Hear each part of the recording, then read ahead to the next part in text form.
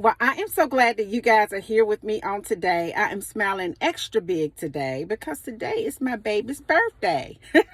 So I need for y'all to drop off into these comments and wish my son, Sean Blair, a happy birthday. I cannot believe it. He's taller than me now.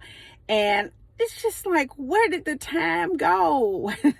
So I am so excited about it today. Well, listen, it's so funny because when I was pregnant with Sean Blair, my husband, my ex-husband, and the girls, they had an idea what they wanted to name my son. So my ex-husband gave him his middle name. And so the first name was still up for grabs. Well, I knew I wasn't going to name him after my husband because his name was Roy. And I absolutely could not stand that name. And so the girls wanted to name him Blair. And I like that name. And I was like, well, yeah, but you know how you go through it trying to figure out what your son's name is going to be. So my ex-mother-in-law says, you have to name him after you because it has been a 9-year gap between my youngest daughter and my son. I've always wanted to have a boy and I couldn't believe it was happening. And my mother-in-law was like, you gotta give him your name.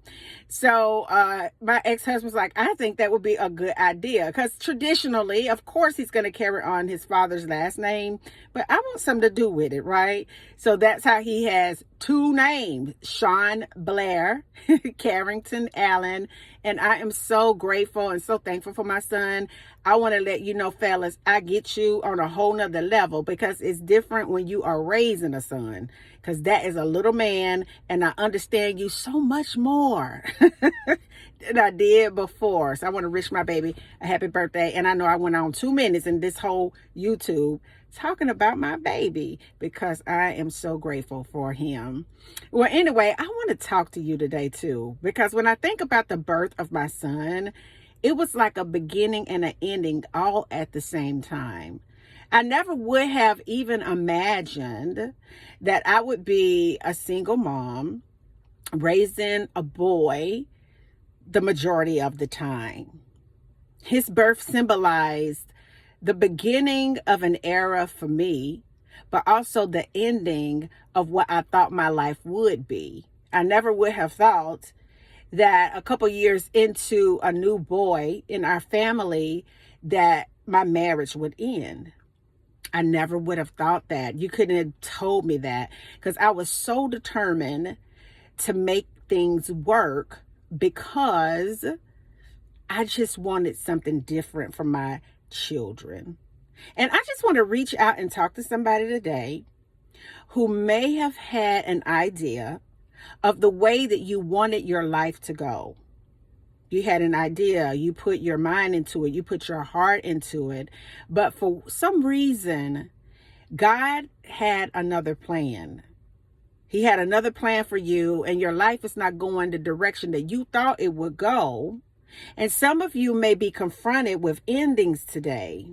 Some endings are painful endings, but through the pain, we're guaranteed a reward. Because after a little while, just a little while, God will make it all make sense to you. And you may be in a painful ending today, but God is going to wrap that thing up and give you a beautiful new beginning.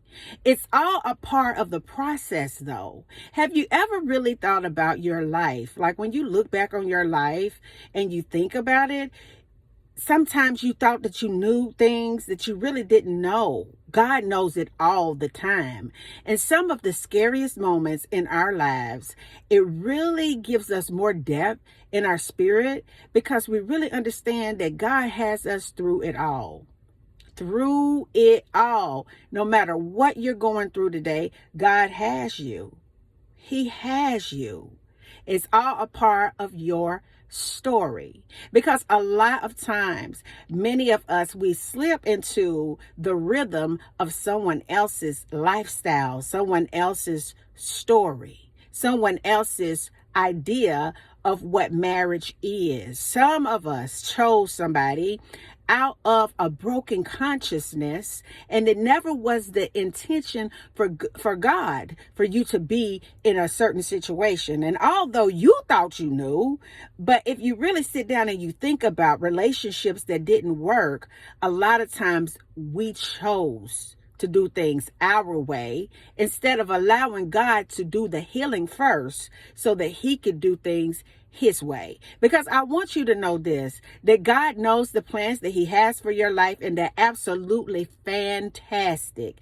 And I know sometimes when your life is in shambles and things may be falling apart in your life, or things are unexplainable in your life, it feels like God has left you. But I want you to know today that God is always present with you, and in those uncertain times, God is still there for you. He is still there for you. I just remember it like yesterday. Like, wow, that's a pattern that I repeated in my family. That's the only thing that I could think about when my marriage failed. It's like I have a 2-year-old son. I have a daughter that's getting ready to graduate high school and go to college. I have one daughter that's just now into high school.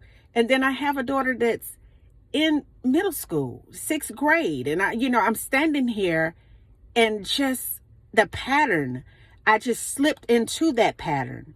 See, what happens, what the devil wants us to do, he never wants us to wake up to our full potential. But not only does he not want us to wake up to our full potential in God, he wants us to slip into the same spiritual loop as those before us, so that the end result will be divorce. Because if he can continue to get women and men in a bloodline to choose out of pain, out of anxiousness, out of fear, out of lust, out of addiction, if he can continue to keep us in a loop of that reaction, then it's guaranteed that that will end in brokenness. But what the devil never intended was for us to really sit down and process the pattern. He never intended for us to get outside of ourselves and talk to God and say, it started with me. It begins and it ends with me. He never intended for you to have the courage, for you to have the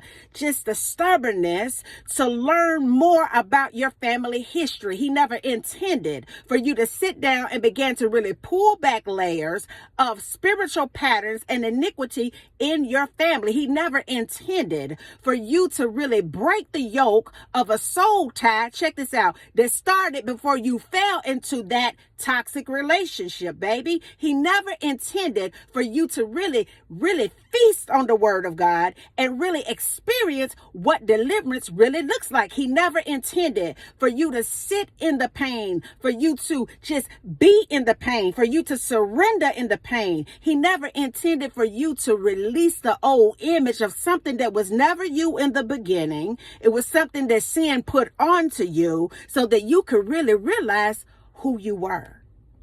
He never intended for you to get that breakthrough. He never intended for it to happen. He never intended for you to walk in your full name, your real name, your new name. And I want you to know that whoever I'm talking to today, whoever I may be ministering to today on my son's birthday, you may find yourself in a similar situation where you just had a baby, or you may find yourself in a similar situation where you gave your all to a relationship and it failed. You may find yourself in a similar situation where you're in some area that's gray and you're angry. Sometimes we get angry at God and we're wondering what in the world is going on.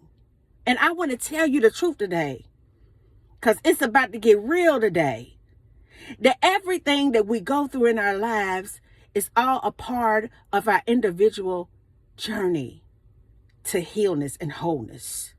It begins with you and it ends with you, because God chose you to break that off of your family.